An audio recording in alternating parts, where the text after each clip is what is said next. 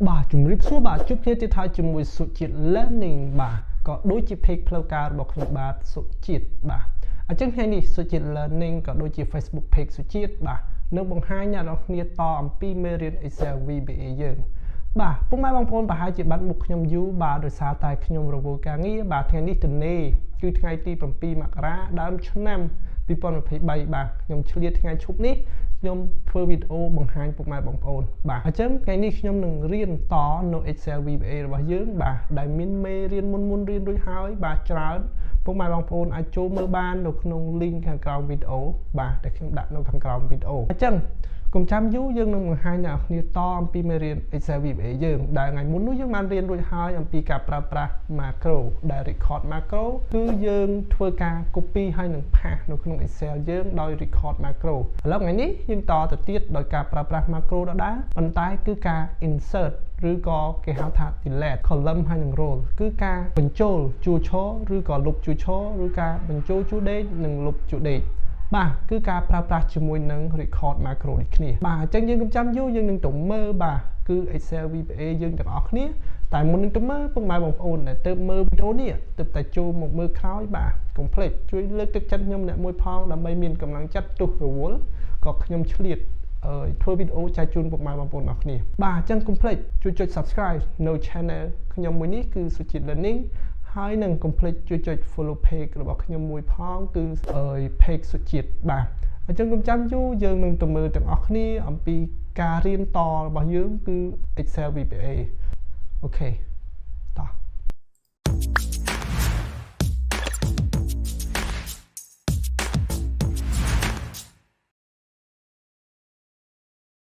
đây là ở phía bà lâu như chôn đôi khung Excel VBA យើងហើយគឺនៅក្នុងកុំព្យូទ័ររបស់ខ្ញុំបាទដែលអ្នកនរគ្នាបានឃើញយ៉ាងមិញបាទអញ្ចឹងថ្ងៃនេះខ្ញុំនឹងបង្ហាញអ្នកនរគ្នាតមេរៀនយើងគឺ Excel VBA គឺការប្រើប្រាស់ record macro នៅក្នុង tab developer ខាងលើនេះបាទគឺការ record macro នេះឯងគឺថ្ងៃនេះខ្ញុំបង្ហាញអ្នកនរគ្នាចំនួន4ទី1គឺការ insert គេហៅថា insert column មានន័យថា column អ្នកនរគ្នាគឺជួរឈរបែបនេះគេហៅថា column ហើយនឹង delete column នឹងគឺ delete column នឹងចេញវិញហើយនឹងមួយទៀតនោះគឺ insert row មានន័យថាគឺ insert ជួរដេកបាទហើយនឹងលុបជួរដេកនឹងចេញវិញបាទនេះគឺជាវីដេអូដែលខ្ញុំនឹងបង្ហាញដល់អ្នកគ្នានៅពេលនេះបាទអញ្ចឹងពុកម៉ែបងប្អូនសូមតាមដានទាំងអស់គ្នាបាទទី1ខ្ញុំនឹងបង្ហាញអ្នកនរគ្នាអំពីការ insert column អ្នកនរគ្នាដែលចូលមកក្រោយប្រហែលជាឆ្ងល់ថាមិនមានអានេះគឺបេតុងអ្នកគ្នាខ្ញុំបានយកមកបញ្ចូលឲ្យហើយសេឈ្មោះហើយបាទតោះមកចាំខ្ញុំ assign តាមក្រោយបាទបើសិនជាពុកម៉ែបងប្អូនតាមដានវីដេអូខ្ញុំពីមុនគឺអត់ឆ្ងល់កន្លែងហ្នឹងបាទនេះគឺបេតុងគាត់ខ្ញុំយកមកគូសទេបេតុងណានេះបេតុងនៅក្នុងនេះយកមកគូសហើយមកបាទហើយដាក់ឈ្មោះឲ្យតែប៉ុណ្្នឹងទេបាទគឺខ្ញុំចង់បង្ហាញអ្នកគ្នាគឺ4នឹងឯងថ្ងៃនេះបាទអញ្ចឹងទី1អ្នកគ្នាខ្ញុំនឹងបង្ហាញអ្នកគ្នាអំពីការ insert column គឺថ្ងៃហ្នឹងតកតូនទៅនឹងការ record macro នៅក្នុងtab developer យើងនេះឯងគេហៅ Excel VBA នឹងឯងបាទអញ្ចឹងខ្ញុំចូលក្នុង tab developer ហើយចូលកន្លែង record macro បាទដើម្បី record សកម្មភាពនៃការ insert column បាទអញ្ចឹងដំបូងយើងធ្វើការចុចកន្លែង tab developer បន្ទាប់មកយើងចូលមកកាន់គេហៅថា record macro អ្នកនរចុចលើ record macro បន្ទាប់មកវានឹង load បែបនេះបាទពេល load បែបនេះអ្នកនរត្រូវធ្វើការដាក់ឈ្មោះបាទឈ្មោះកន្លែងដែល macro name នេះគឺអ្នកនរគ្នាដាក់ដកឃ្លីអត់បានទេទាល់តែយកគេហៅថា underscore ដាក់ពីក្រោមមួយទៀតបាទទីហៅថាឥឡូវខ្ញុំបង្ហាញអ្នកនរគ្នាអំពីការ insert នេះ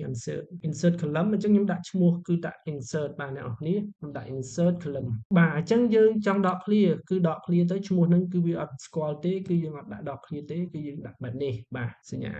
គេហៅថា underscore បាទបន្ទាប់មកយើងធ្វើការវាយឈ្មោះតទៀតទៅគឺ column បាទ column បែបនេះបាទយើង shortcut ដាក់ក៏ដាក់អត់ទៅបាទមិនបាច់ដាក់ទេបន្ទាប់មកខ្ញុំចុច OK អញ្ចឹងឈ្មោះដែលយើង record នេះគឺ insert column ខ្ញុំចុច OK បាទបន្ទាប់ចុច OK record ហើយបន្ទាប់មកយើងធ្វើការ insert មានន័យថាយើង insert column ជួឈរអញ្ចឹងយើងដាក់កន្លែងហ្នឹងមកយើងចូលទៅកាន់ home អ្នកនរគ្នាបន្ទាប់មកយើងមកមើលកន្លែង group cell យើងចុចកន្លែង insert យើងយក insert column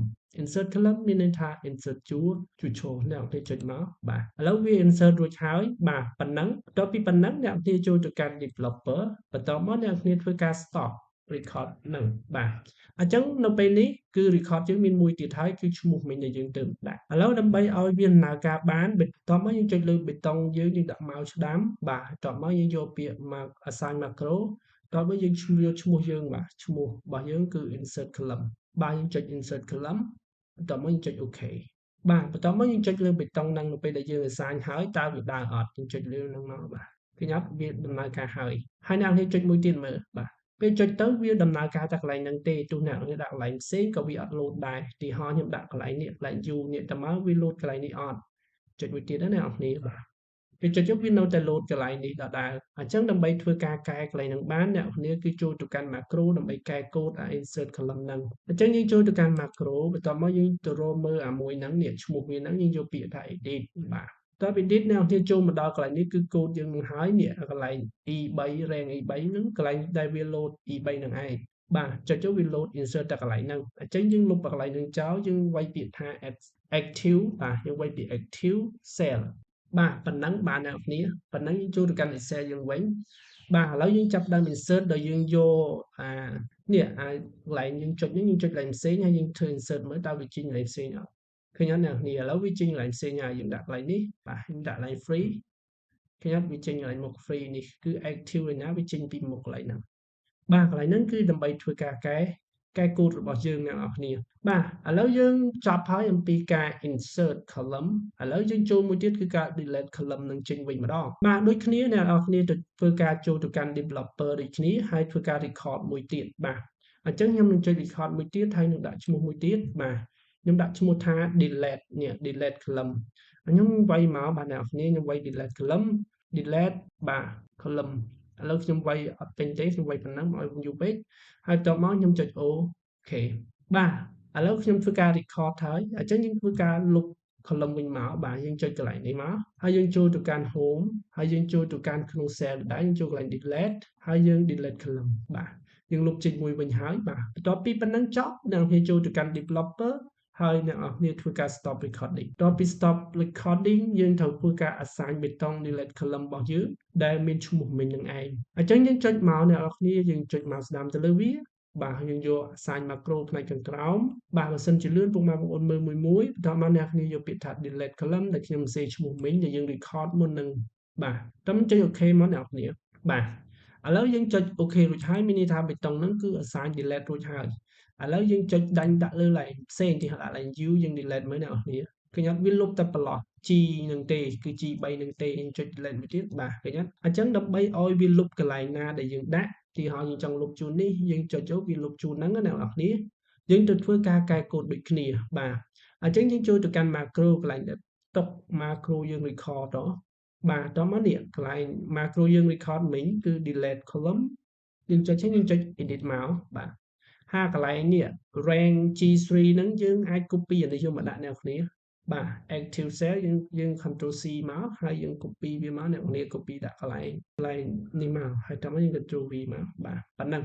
ហើយយើងចូលទៅកាន់របស់យើងវិញហើយយើងធ្វើការ delete យើងយកវាយកមកដាក់កន្លែងដែលយើងចង់ delete កន្លែងដែល active ណាអ្នកគ្នាបាទយើងចុចលើនេះចង់លុបអាជួរវានេះចេញយើងចុច delete អូខេឥឡូវវាដំណើរការហើយយើងចង់លុបកន្លែងណាដាក់កន្លែងណាគឺវាលុបកន្លែងហ្នឹងតើអត់កន្លែងហ្នឹងពុកម៉ែបងប្អូន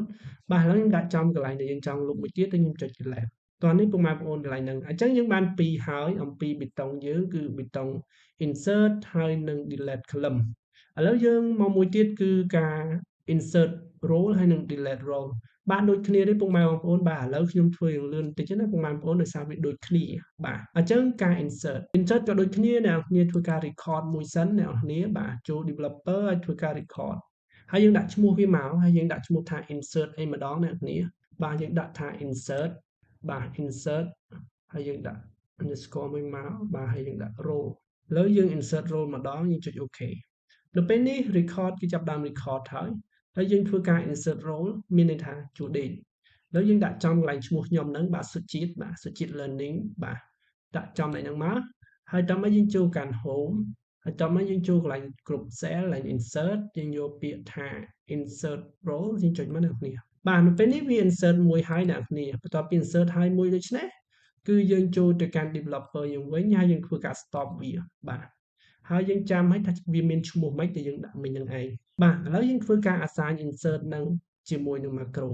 ពេលចុចទៅវាអត់ដំណើរការទេដោយសារយើងអត់ទាន់ assign ឃើញអត់អញ្ចឹងយើងចុច mouse ស្ដាំរកពាក្យថា assign macro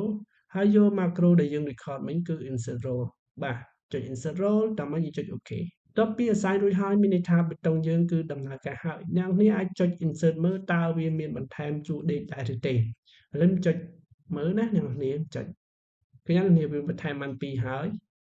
បាទឃើញអត់ថែមបាន3តែអ្នកនរដូចមុនដែរគឺវាបន្ថែមតែកន្លែងហ្នឹងទេបាទដើម្បីបន្ថែមកន្លែងផ្សេងដែលយើងចង់បន្ថែមអ្នកនរចូលទៅកាន់ macro បាទចូលទៅកាន់ macro បន្ទាប់មកអ្នកនរចូលទៅកាន់ insert role ដែលយើងបាន record មិញហើយយើងយកពាក្យថា edit បន្ទាប់ពី edit កន្លែងហ្នឹងគេឈ្មោះថា insert role បាទយើងទៅ change បដូរកន្លែងនេះទៅជា active cell ដូចខាងលើដែរបាទយើង copy active cell ខាងលើមកបើខ្ជិល C ពុកម៉ែបងប្អូនហើយយើងយកមកដាក់កន្លែងហ្នឹងបាទបន្ទាប់ពីដាក់ហើយដាក់គ្នាចេញវិញទៅមើលបេតុងយើងតើយើងចង់បញ្ចូលកន្លែងណាមើលវាដើរអត់ខ្ញុំចង់ដាក់កន្លែងនេះបាទហើយតោះមកចុច insert ឃើញអត់អ្នកគ្នាវាមក insert ខាងក្រោមនេះខ្ញុំដាក់កន្លែងនេះចុច insert បាទឃើញអត់អញ្ចឹងវា insert នៅកន្លែងដែលយើងដាក់ cursor យើងនៅកន្លែងណាវា load កន្លែងនោះបាទនេះហើយគឺជា insert role ឥឡូវយើងទៅមួយទៀតដូចគ្នាបាទអត់ខុសគ្នាទេយើងចូលទៅមួយទៀតសង្ឃឹមថាពុកម៉ែបងប្អូនចេះអញ្ចឹងយើងចូលទៅកាន់ delete role បាទ delete role គឺស្រួលទេអ្នកនរដូចតែគ្នាយើងចូលទៅកាន់ record macro ដូចគ្នាយើងចុច record តែយើងដាក់ឈ្មោះថា delete role បាទយើងដាក់ឈ្មោះមកអ្នកនរដើម្បីចំណាំបាទហើយតមកយើងដាក់ role អ្នកនរបាទបន្ទាប់ពីដាក់រួចយើងចុច OK ហើយវាចាប់ដើម record ហើយឥឡូវយើងចាប់ដើម delete role យើងចេញបាទយើងចូលទៅកាន់ home ហើយយើងទៅចូលទៅកាន់ delete ហើយយើង delete role បាទឃើញអត់ delete ចេញហើយបាទបន្ទាប់ពី delete រួចយើងចូលទៅកាន់ developer យើងហើយយើង stop macro យើងមកបាទ stop រួចហើយបាទអញ្ចឹងបេតុងយើងអត់ដំណើរការទេដោយសារយើងអត់ទាន់ assign ដើម្បី assign អ្នកគ្នាចុចលើបេតុងរួចចុច mouse ស្ដាំយកពាក្យថា assign macro ហើយតមកអ្នកគ្នាយកពាក្យថាមិញគឺ delete អញ្ចឹងយើងដាក់មិញយើង delete អញ្ចឹងយើងចុចពាក្យ OK បាទពេលនេះយើង assign រួចហើយយើងចង់ delete វាចេញបាទយើងចាប់ដើមចុច delete មកវា delete បាទឃើញអត់វា delete ហើយតែវា delete តែកន្លែងហ្នឹងដូចគ្នាដូចមុនអញ្ចឹងអ្នកគ្នាបាទដើម្បីចង់ឲ្យវា delete កន្លែងផ្សេងដែលយើងដាក់ cursor បាទឃើញអត់វាលុបតែកន្លែងហ្នឹងដដែលបាទអញ្ចឹងដើម្បីលុបកន្លែងដែលយើងចង់លុបទៀតចង់លុបកន្លែងនេះយើងទៅធ្វើការដាក់ active បាទយើងចូលទៅកាន់ macro ហើយយើងរកឈ្មោះ macro delete role មិញហ្នឹងហើយតមកយើងយកពាក្យថា edit តមកកន្លែងនេះយើងធ្វើការដូរឈ្មោះកន្លែងហ្នឹងមកយើងដាក់ active cell ដូចគ្នាបាទយើង control C យកមកដាក់កន្លែងនេះមកអ្នកនរបាទ control V ប៉ុណ្ណឹងអ្នកនរចេញទៅកាន់ Excel យើងវិញឥឡូវយើងចង់ធ្វើការលុបកន្លែងលើនេះយើងដាក់ cursor យើងនៅកន្លែងហ្នឹងហើយតមកចុច delete ឃើញអត់ចង់លុបអាមួយនេះយើងចុច delete ឃើញអត់អញ្ចឹងវាលុបទៅតាមដែល active នៃ cursor យើង load នៅកន្លែង cell ណាវាលុបនៅក្នុង cell ហ្នឹងបាទអញ្ចឹងវីដេអូខ្ញុំគឺបង្ហាញអ្នកនរប៉ុណ្ណឹងអំពីការប្រើប្រាស់ macro record ដើម្បីជំនួយក្នុងការ insert column ឬក៏ delete column ឬក៏ insert row ឬក៏ delete row ដែលធ្វើឲ្យការងាររបស់ពុកម៉ែបងប្អូនលឿនបាទចង់បន្ថែមកន្លែងណាយើងកុំចុចបេតុងទៅវាបន្ថែមឬក៏យើងចង់លុបយើងចុចបេតុងមកវាលុបឃើញអត់ពុកម៉ែបងប្អូនបាទអញ្ចឹងសង្ឃឹមថានឹងជួបពុកម៉ែបងប្អូននៅវីដេអូក្រោយគឺវីដេអូខ្ញុំមានតែប៉ុណ្ណឹងសុជាតិ learning បាទបាយបាយបាទសួស្តីអ្នកនរគ្នាយ៉ាងម៉េចហើយបន្ទាប់អំពីការប្រើប្រាស់ macro record ទៅលើ Excel VBA របស់យើងបាទពុកម៉ែបងប្អូនអាចយល់ដែរទេបាទអំពីការប្រើប្រាស់គេហៅថា macro record ដើម្បី insert column ឬក៏ delete row ឬក៏ delete column បាទអញ្ចឹងវីដេអូនេះគឺមានតែប៉ុណ្ណឹងខ្ញុំសង្ឃឹមថាវានឹងមានប្រយោជន៍សម្រាប់ពុកម៉ែបងប្អូនទាំងអស់គ្នាអ្នកសិក្សា Excel VBA ទាំងអស់គ្នាបាទខ្ញុំក៏មិនចេះអីណាស់ណាដែរប៉ុន្តែខ្ញុំចេះខ្លះខ្ញុំចែកជូនពុកម៉ែបងប្អូនឥតគិតថ្លៃដែលពុកម៉ែបងប្អូនអាចរៀនបានគ្រប់ពេលវេលាគ្រប់ទីកន្លែងបាទនិយាយម្ដងទៀតកុំភ្លេចជួយចុច Subscribe បាទនិងចុច Follow Page Facebook របស់ខ្ញុំអ្នកមួយផងបាទដើម្បីលើកទឹកចិត្តឲ្យខ្ញុំបន្តនៅវីដេអូចែករំលែកចំណេះដឹងឲ្យអ្នកទាំងអស់គ្នាបន្តទៀតបាទអញ្ចឹងខ្ញុំសង្ឃឹមថានឹងជួបពុកម៉ែបងប្អូននៅវីដេអូក្រោយបាទសូមអរគុណសូមជម្រាបលា